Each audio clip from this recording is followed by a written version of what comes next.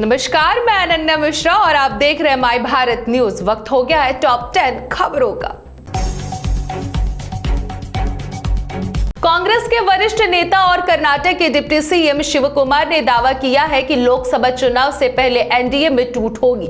दरअसल शिवकुमार से केंद्रीय मंत्री अनुराग ठाकुर के हालिया बयान को लेकर सवाल किया गया था, जिसमें ठाकुर ने कहा था कि विपक्षी दलों के पास कोई साझा विचारधारा नहीं है, कोई इंडिया गठबंधन नहीं है।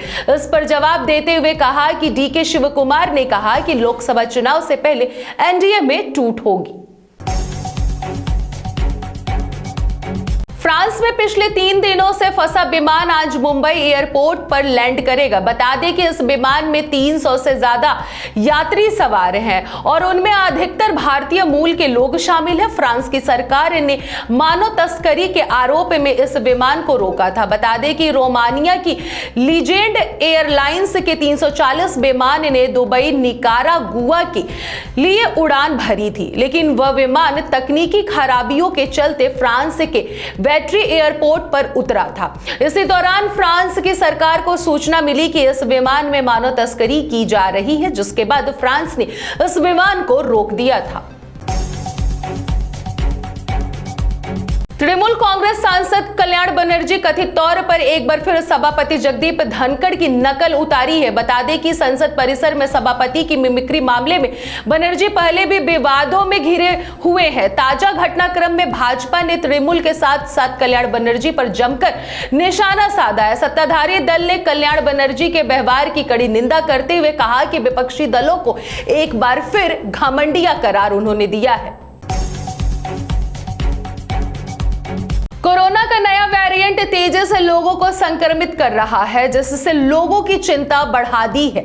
सरकार ने भी लोगों से सावधानी रखने की अपील की है। बता दें कि भारत में कोरोना के नए वेरिएंट JN.1 के मरीजों की संख्या बढ़कर 63 हो गई है। बेंगलुरु से हैदराबाद जाने वाली फ्लाइट UK 897 हैदराबाद एयरपोर्ट पर खराब मौसम के कारण वापस बेंगलुरु लौट आई है। हैदराबाद एयरपोर्ट पर खराब मौसम के कारण मुंबई से हैदराबाद जाने वाली फ्लाइट UK 873 को भी वापस मुंबई लौटना पड़ा।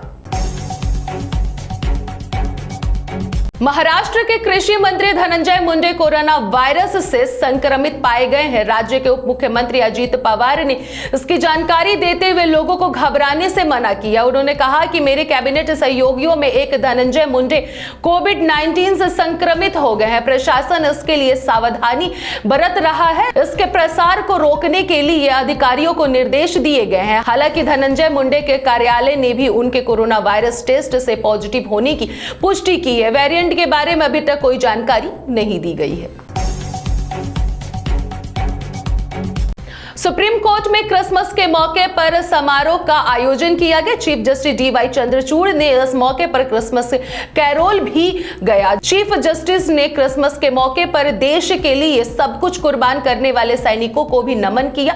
साथ ही चीफ ने कहा कि सुप्रीम कोर्ट बार एसोसिएशन के सदस्यों के लिए कमरों का एक नया सेट बनाया जाएगा। जिनके वकीलों के पास वर्तमान में कक्ष नहीं है, उनके लिए हमने सुप्रीम कोर्ट की सबसे निकटवर्ती जमीन का अधिग्रहण किया है। अदालतों में लंबित लाखों मुकदमों का जिक्र भी उन्होंने किया। उन्होंने बताया कि हम स्थगन मांगने की इस प्रक्रिया को स्थगित बनाएंगे। उन्होंने कहा कि पिछले साल सुप्रीम कोर्ट में 52,000 मामलों को निपटारा किया गया है, जो अभूतपूर्व रिकॉर्ड है। कर्नाटक में जारी हिजाब विवाद पर BRS नेता कविता हमला बोली है।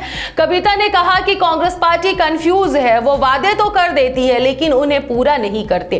कांग्रेस पर तीखा हमला बोलते हुए BRS नेता ने कहा कि कांग्रेस जैसे ही चुनाव जीतती है वैसे ही वो अपने सारे वादे भूल जाती है। उन्होंने कर्नाटक में 6 गारंटी लागू करने का वादा किया था, लेकिन अभी तक कुछ नहीं किया गया है। बेंगलुरु में अब सभी दुकानदारों को कन्नड़ भाषा में नेम प्लेट लगाना जरूरी हो गया है। बेंगलुरु नगर पालिका ने यह आदेश दिया है। नगर पालिका के आदेश के मुताबिक जो दुकानदार कन्नड़ भाषा में नेम प्लेट नहीं लगाएगा उसके खिलाफ कानूनी कार्रवाई होगी। कई कन्नड़ संगठन इसकी मांग कर रहे थे और उन्होंने इसे लेकर प्रदर्शन भी किया था।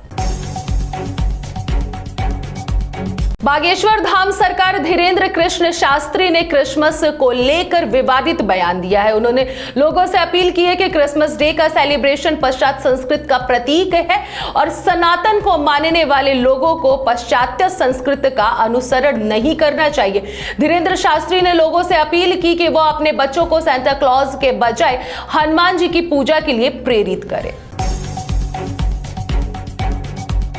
अभी के लिए बस इतना ही। देखते रहिए माय भारत न्यूज। देश का सबसे बड़ा राज्य उत्तर प्रदेश, देश की राजनीति का सबसे बड़ा अखाड़ा, माय भारत बनेगा आम जनता की आवाज। अब होगी हर खबर की जमीनी पड़ताल। जुड़े रहिए सिर्फ माय भारत के साथ।